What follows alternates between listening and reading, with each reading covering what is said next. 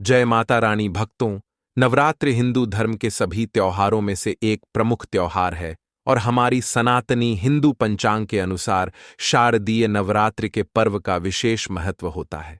भक्तों, इसके बाद की 9 रातों में माता रानी के 9 स्वरूप शैलपुत्री ब्रह्मचारिणी, चंद्रघंटा मां, कुष्मांडा स्कंद माता कात्यायनी, कालरात्रि महागौरी और सिद्धिदात्री की विशेष पूजा श्रद्धा और उमंग के साथ की जाती है।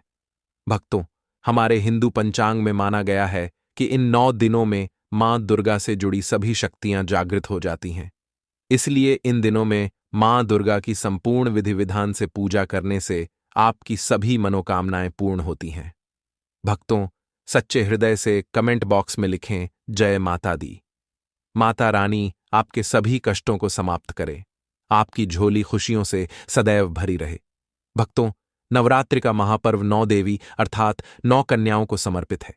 कन्या पूजन करने से हमारी समस्त पीड़ा दूर होती है, दुख दर्द दूर होते हैं, हर कष्ट दूर होते हैं, ग्रह क्लेश हमारे जीवन से हमेशा के लिए दूर हो जाते हैं।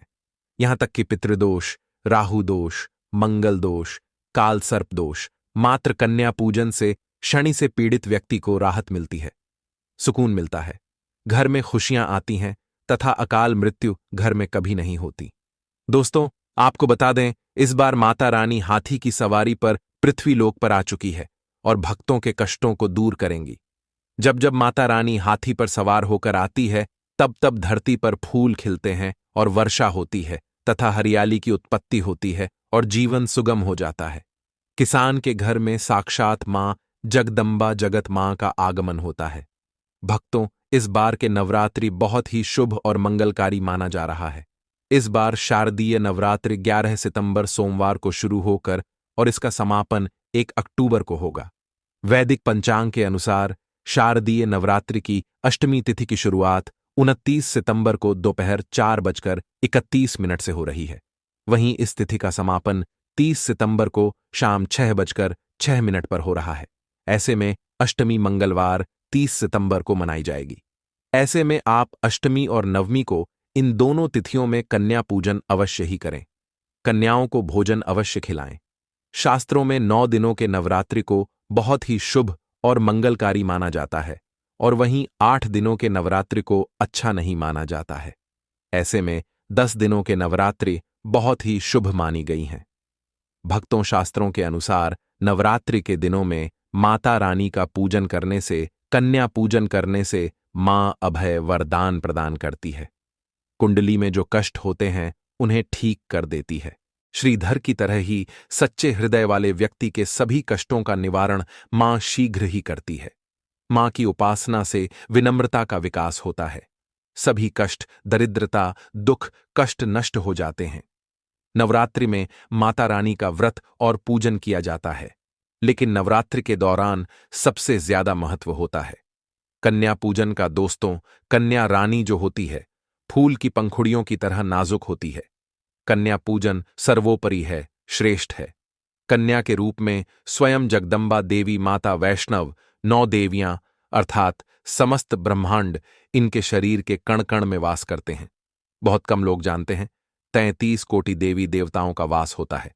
कन्याओं के मस्तक पर कन्या चाहे छोटी हो चाहे बड़ी हो, वह सदैव पूजनीय है, मां के समान मानी जाती है। भक्तों, माना जाता है व्रत और उपासना से माता रानी इतना प्रसन्न नहीं होती है जितना कि कन्या पूजन से होती है। नवरात्रि में छोटी छोटी कन्याओं को माता रानी का स्वरूप माना जाता है। कन्याओं को भोग लगाया जाता है, उन्हें प्रसन्न किया जाता है और बदले में आशीर्वाद मांगा जाता है। कन्याओं को खुश करने के लिए गिफ्ट आदि उपहार वगैरह दिए जाते हैं।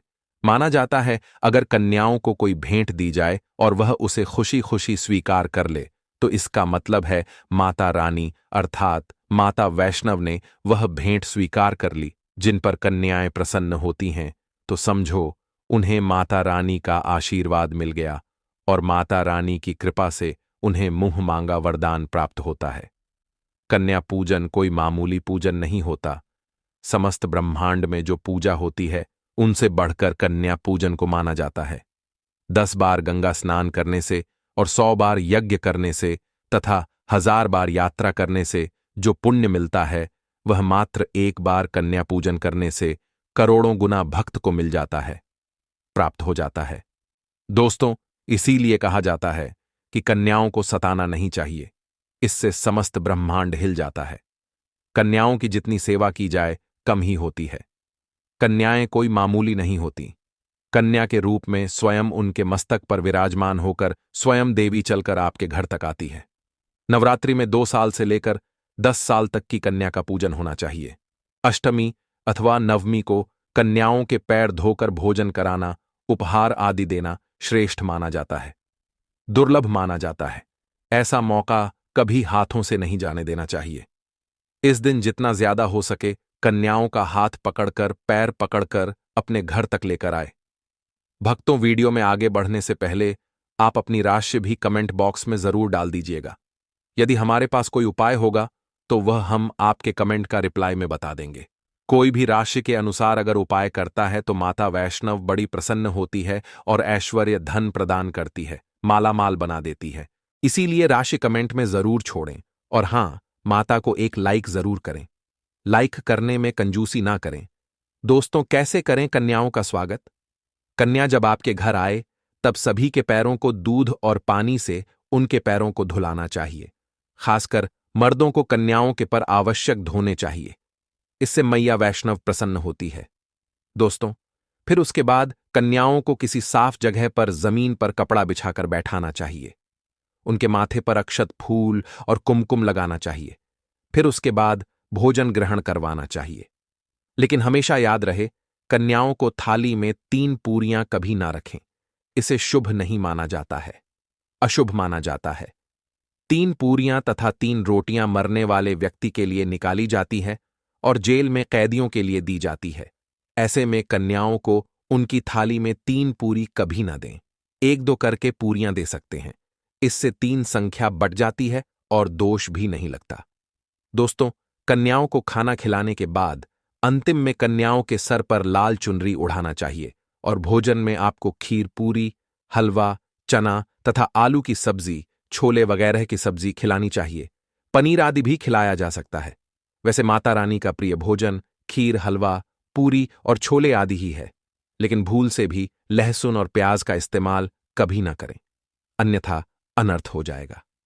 अक्सर कई लोग कन्याओं को कुरकुरे का पैकेट, चिप्स वगैरह का पैकेट खिलते हैं, जो कि घोर अनर्थ माना जाता है, क्योंकि इसमें लहसुन प्याज का इस्तेमाल होता है, जिसके कारण आपका व्रत खंडन हो सकता है। मां दुर्गा क्रोधित हो सकती है, जहां आपने 9 दिनों तक लहसुन प्याज का परहेज किया। लेकिन आपकी एक गलती पूरे व्रत को खंडित कर सकती है। इतना भी नादान नहीं बनना चाहिए कि माता रानी रुष्ट हो जाए और कन्याओं को भी अशुद्ध होना पड़े। कन्याओं को डब्बा बंद कोई भी ऐसी चीज ना खिलाएं जिसमें लहसुन प्याज होता है। कई चीजें ऐसी होती हैं मार्केट में जिसके अंदर लहसुन प्याज का इस्तेमाल होता है। ऐसा आप कभी मत करना। दोस्तों, कई लोग कन्या पूजन में खाना घर पर नहीं बनाते और मार्केट से रेडीमेड लाकर ही खिलाते हैं तथा दही जलेबी खिलाते हैं, जो कि शुभ नहीं माना जाता है। दोस्तों, ऐसा खाना खिलाते हैं जिनके घर में मान लीजिए कोई दुर्घटना आदि हो गई है या घर में कोई बीमार है या कोई मुसीबत है, तब वह ऐसा करते हैं। लेकिन अगर आप स्वस्थ हैं, आपको कोई पीड़ा नहीं है, तो ऐसा भूलकर भी नहीं करना चाहिए। माता रानी दही जलेबी नहीं, आपके हाथों का बना भोजन खाना चाहती है, आपका प्यार चाहती है। फिर चाहे आप घर में एक ही पूरी क्यों ना बनाएं, माता के लिए आप स्वयं ही अपने हाथों से माता रानी को भोजन खिलाएं। देखिए, भले ही आप दही जलेबी खिला सकते हैं, परंतु माता को घर का बना हुआ शुद्ध भोजन ही अति प्रिय है। खासकर शारदीय नवरात्रों के दौरान घर में पक्का खाना अवश्य बनाना चाहिए। माता रानी बहुत प्रसन्न होती है। घर का बना पक्का खाना ही कन्याओं को खिलाना चाहिए। हमेशा याद रखें, कन्याओं को प्लास्टिक के बने दोने में खाना नहीं खिलाना चाहिए। ऐसे बर्तन पूजा पाठ के लिए शुभ नहीं, अशुभ होते हैं, क्योंकि प्लास्टिक के ज्यादातर बर्तन जो होते हैं जानवरों की हड्डियों द्वारा बनाए जाते हैं। इसीलिए ऐसा पाप मत करना। कन्याओं को हमेशा स्टील के बर्तन या पत्तों से बने बर्तनों में ही भोजन कराना चाहिए। बहुत ही शुभ माना गया है। अगर पेड़ के पत्ते में भोजन कराते हैं तो मां अभय वरदान प्रदान करती है।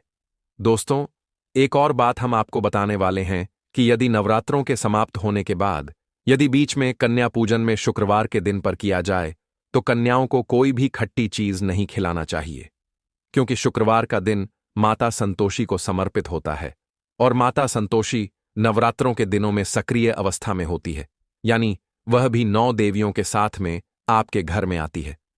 इसीलिए कन्याओं को भूलकर भी शुक्रवार का दिन खट्टी चीज घर में नहीं बनाना चाहिए और कन्याओं को भी खट्टी चीज नहीं खिलाना चाहिए। घोर पाप लगेगा, आपका किया कराया सब बर्बाद हो सकता है। खट्टी चीजों से माता संतोषी रुष्ट हो सकती है, चिढ़ सकती है, आपको श्राप दे सकती है, इसीलिए नादान ना बने।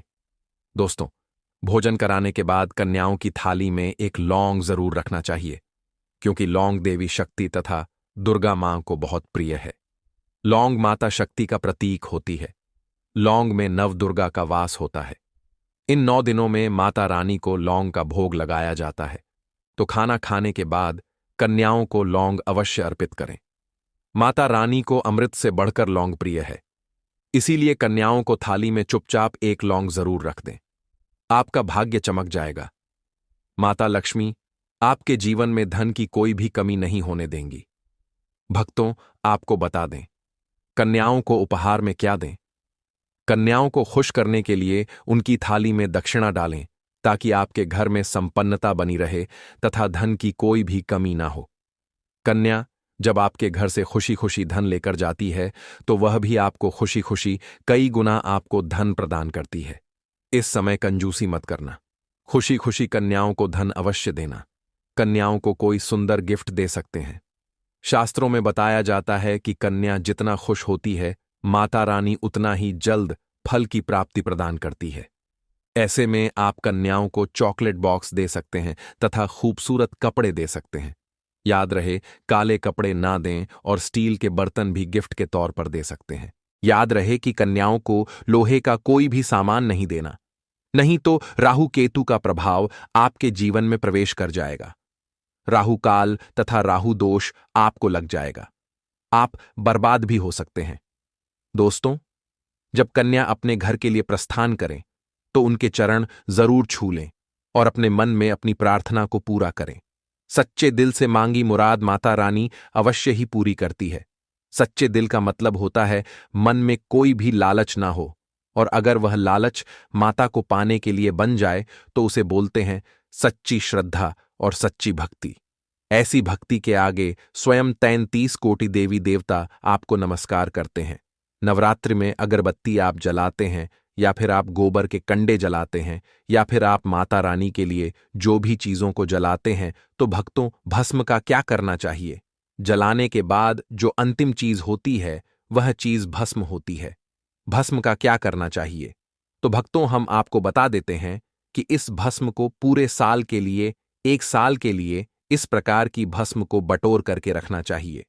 जो अगरबत्ती की भस्म है या फिर कहा जाए गोबर के कंडे की भस्म रखी है, क्योंकि माता रानी को हम जो कच्ची धूप जलाते हैं उसकी भस्म भी काफी सारी हो जाती है। क्या इसे नदी में बहा देना चाहिए? अगर ज्यादा है तो नदी में बहा दीजिए। बाकी कम से कम आपको 1 साल के लिए आपको यह भस्म अपने पास में जरूर रखनी चाहिए।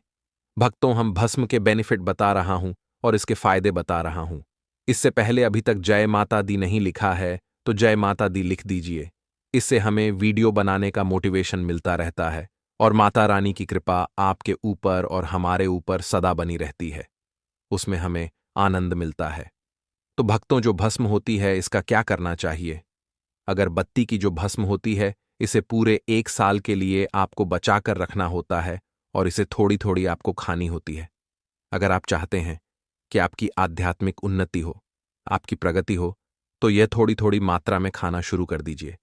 आपके जो सोचने समझने की क्षमता है इतना ज्यादा पावरफुल हो जाएगी कि आपके आसपास में रहने वाले लोग जितना सोचते हैं उससे 1000 गुना ज्यादा आपकी सोच बढ़ जाएगी।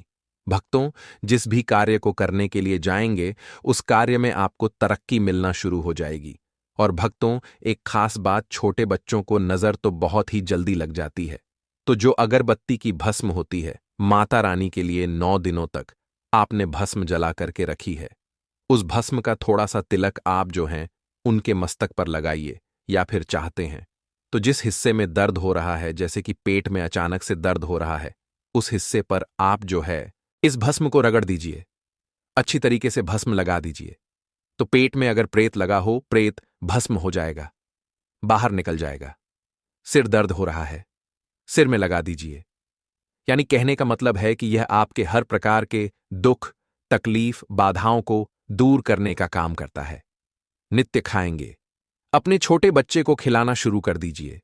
पढ़ने लिखने में कमजोर है, ऐसे में जो बुद्धि स्थिर हो जाएगी। कई लोग पढ़ने लिखने को बांध देते हैं, कई लोग किसी की किस्मत को बांध देते हैं। तो भक्तों, इन सारी समस्याओं से छुटकारा पाना चाहते हैं तो इस भस्म का तिलक प्रतिदिन जरूर लगाइए।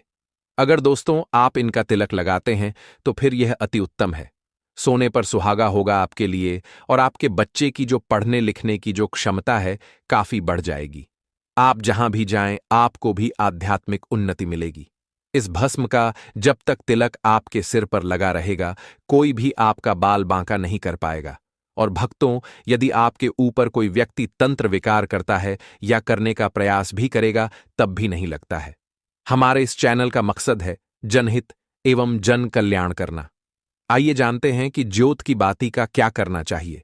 आप में से अधिकतर भक्त या तो नदी में बहा देते हैं, और अधिकतर लोग हैं यह धन स्थान पर रखते हैं, इससे फायदा नहीं मिलता। दोस्तों, ज्योत की बाती ही हमेशा जागृत अवस्था में रहती है। ध्यान से सुनना, जो कि बाती को हमेशा आप जो है अपनी बाजू पर पहनना, बाजूबंद की तरह आपको इसे पहनना चाहिए। अगर लड़की है तो लड़की उसे अपनी भुजा में इसे पहनना चाहिए, क्योंकि यह कोई साधारण नहीं है। यह साक्षात मां दुर्गा का आशीर्वाद होता है। यह साक्षात मां दुर्गा की कृपा होती है, प्रसाद होता है। 9 दिन तक अखंड ज्योति जलने के कारण यह चैतन्य हो जाता है। इसमें प्राण आ जाते हैं, इसमें शक्ति आ जाती है। इसलिए इसे पहनने के बाद कई प्रकार से फायदे मिलते हैं। अगर आप इस प्रकार के फायदे लेना चाहते हैं तो यह ज्योत की बाती अवश्य धारण करें।